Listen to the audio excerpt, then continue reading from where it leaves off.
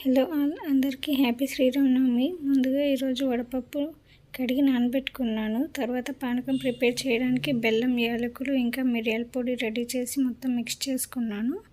ఇంకా కొన్ని కొబ్బరి ముక్కలు కూడా పక్కన ఉంచాను. రైస్ కడిగి స్టవ్ మీద పెట్టాను. నెక్స్ట్ కందిపప్పు కడిగిన తర్వాత టొమాటో, పచ్చిమిరపకాయ, ఆయిల్, పసుపు, కారం, కొంచెం వాటర్ యాడ్ చేసి గ్యాస్ మీద పెట్టాను. నెక్స్ట్ కొబ్బరి అన్నం ప్రిపేర్ చేయడానికి ఎండు కొబ్బరితోటి తురుము చేశాను.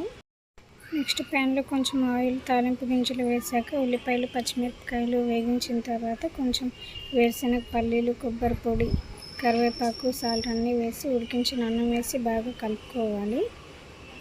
నెక్స్ట్ కొంచెం కొత్తిమీర వేసుకొని గార్నిష్ చేసుకోవాలి.